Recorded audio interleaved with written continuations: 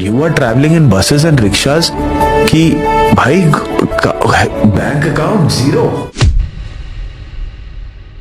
हमारे देश में अगर एक चीज है जो कि गरीबों से लेकर अमीरों तक को बेची जा सकती है तो वो है इमोशनल कहानियां। हमारे देश के लोग बहुत ही ज्यादा इमोशनल हैं और इसी इमोशन का फायदा उठा के कुछ एक्टर्स लोगों को बड़े अच्छे से चूना लगाते हैं। अगर आपने मेरी SRK वाली वीडियो देखी होगी तो आपको पता होगा कि कैसे बॉलीवुड के किंग खान को अपने लाइफ में स्ट्रगल करनी पड़ी। इतनी स्ट्रगल कि वो एक रात पहले एक कार की डिमांड करते और अगले दिन वो कार उनके दरवाजे पे खड़ी होती। कैसे उनकी फैमिली देश के सबसे powerful family the Gandhi family के काफी करीब थी, मगर फिर भी किंग खान काफी गरीबी से उठ के आज मुंबई पर राज कर रहे हैं। Shahrukh Khan is a PR product. उन्होंने ही इस इंडस्ट्री में ये गरीबी और स्ट्रगल का रोना धोना सबसे ज्यादा मचाया था। अगर आप शाहरुख खान के टाइम के बाकी एक्टर्स को देखो तो उन्होंने अपने बैकग्राउंड के बारे में ज्यादा खुल के बात नहीं करी, अगर अक्षय को साइड कर दे तो। मगर अक्षय की कहानी तो फिर भी सच्ची थी। शाहरुख हमेशा अपनी सो कॉल्ड गरीबी को मिल्क करते आए हैं और इसी नाम पर कितने सालों तक आउटसाइडर और स्ट्रगलर का टैग लेकर घूमते रहे। मगर सोशल मीडिया के जमाने में कुछ नहीं छिप सकता। लेकिन SRK ने यह साबित कर दिया कि अगर आपकी PR गेम स्ट्रांग है तो एक एवरेज एक्टर भी इंडस्ट्री का किंग बन सकता है, सिर्फ और सिर्फ लोगों के इमोशंस को कंट्रोल करके।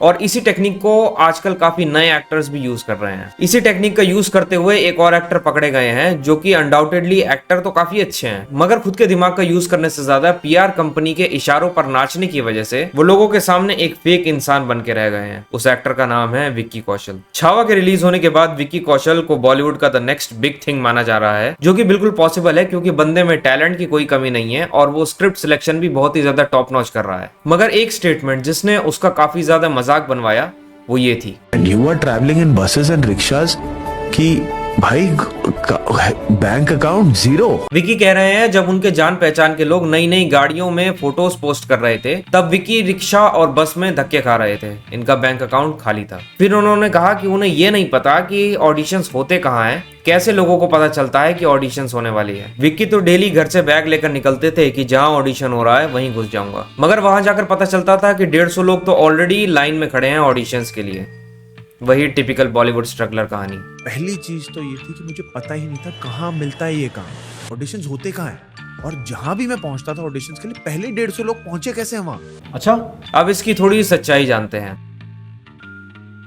2009 में विक्की ने इंजीनियरिंग खत्म करी, जिसके बाद उन्होंने एक्टर बनने का डिसीजन लिया। उसके बाद जब वो ऑडिशंस देने लगे तब की बात कह रहे हैं वो, यानी 2010 के आसपास की बात होगी। मगर विक्की के फादर श्याम कौशल तो 1980 से इंडस्ट्री के one of the biggest action director रहे हैं। यहाँ तक कि उन्होंने maximum Filmfare awards as an action director भी जीता है। उन्होंने 100 से ज्यादा मूवीज में एक्शन डायरेक्टर का काम किया है, तब भी विक्की रिक्शा और बस में धक्के खा रहे थे। विक्की ने यही कहा कि कई बार उनके फादर ने इंडस्ट्री में उनकी हेल्प करने से मना कर दिया। तो फिर साल 2012 में आई द आइकॉनिक गैंग्स ऑफ वासेपुर में विक्की कौशल को असिस्टेंट डायरेक्टर का रोल कैसे मिला, जिस मूवी में खुद श्याम कौशल एक्शन डायरेक्टर थे। सच्चाई तो ये है कि विक्की के फादर ने अनुराग से कहा था विक्की को इस मूवी में लेने के लिए। जिसके करियर की शुरुआत ही अनुराग कश्यप के साथ हुई हो, उसने तो काफी ज्यादा स्ट्रगल करा होगा, बसों में धक्के खाए होंगे। अभी तो और सुनो, विक्की ने साल 2015 में अपना एक्टिंग डेब्यू करा बॉलीवुड में। उस साल आई मूवी मसान में विक्की कौशल को डेब्यू मूवी में ही लीड रोल मिल गया। जानते हो उस मूवी का प्रोड्यूसर कौन था? अनुराग कश्यप। मतलब जिस आदमी ने आपको एज एन असिस्टेंट काम दिया, वो भी आपके पापा के एक बार कहने पे, उसी आदमी की प्रोडक्शन हाउस में बनी मूवी से आपकी एक्टिंग डेब्यू हुई, वो भी एज ए लीड। मगर फिर भी आपको नहीं पता कि ऑडिशंस कहाँ पर होते हैं।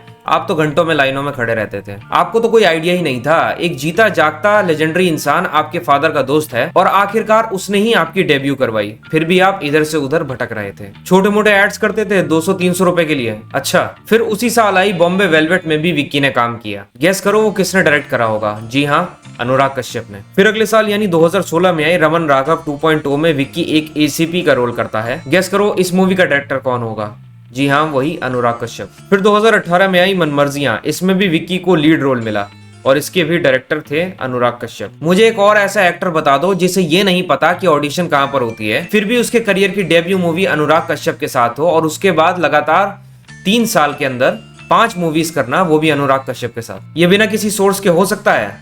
अब इन सारी चीजों को देखने के बाद विक्की के ये स्टेटमेंट्स सरासर फेक लग रहे हैं। आप सबके दिमाग में एक ख्याल आ रहा होगा कि आखिरकार एक्टर्स इतना ज्यादा फेक स्ट्रगल कैमरा के सामने क्यों दिखाते हैं? क्यों नहीं ये एक्सेप्ट कर लेते कि वो प्रिविलेज्ड बैकग्राउंड से आते हैं? इससे उनका टैलेंट थोड़ी कम हो जाएगा। अगर हम ऋतिक रोशन का एग्जाम्पल लें तो क्या वो ऐसे फेक रोना धोना करते हैं? नहीं ना। वो तो प्योरली नेपोटिज्म प्रोडक्ट हैं, फिर भी ऑडियंस उन्हें कितना ज्यादा पसंद करती है। लेकिन सुशांत की डेथ के बाद से ही आजकल के एक्टर्स की पीआर टीम ने इस बात का ध्यान रखा है कि वो किसी भी तरह से एक नेपोटिज्म प्रोडक्ट ना लगे। अगर हो भी तो उनकी फेक स्ट्रगल स्टोरी सुनाकर लोगों के मन के अंदर उनके प्रति एक सिंपैथी और रिलायबिलिटी फैक्टर पैदा करो, जिससे ऑडियंस उन्हें अपना माने, ऑडियंस को ये लगे कि ये तो हमारे जैसा है। काफी मेहनत से ऊपर उठा है तो इसको सपोर्ट करना तो बनता है। ऊपर से अगर एक्टर को ग्रीन फ्लैग साबित कर दो तो और अच्छी बात है। विकी कौशल की इमेज जो भी आपके सामने दिखती है वो एक प्री प्लान्ड तरीके से आपके माइंड में प्लांटेड है। विकी कौशल इंसान कैसा है ये तो मैं नहीं कह सकता, मगर एक्टर बहुत बढ़िया है। अपनी एक्टिंग रेंज उसने संजू से लेकर छावा तक प्रूव करी है। मगर सिर्फ एक्टिंग के दम पे अगर एक्टर्स चल रहे होते तो नवाजुद्दीन सिद्दीकी, मनोज बाजपेयी और के मेनन इंडस्ट्री के हाईएस्ट पेइंग एक्टर्स होते। विकी कौशल के फादर की भी कुछ काली करतूतें हैं जिसके बारे में ज्यादा लोगों को नहीं पता। जब मी टू एलिगेशंस अपने पीक पे थी तभी एक असिस्टेंट डायरेक्टर नमिता प्रकाश ने 2006 का एक इंसिडेंट शेयर किया था जब वो एक आउटडोर शूट पे थी और वहां पर श्याम कौशल भी मौजूद थे। नमिता ने बताया कि कौशल ने उन्हें अपने एक रूम में बुलाया वोडका पीने के लिए,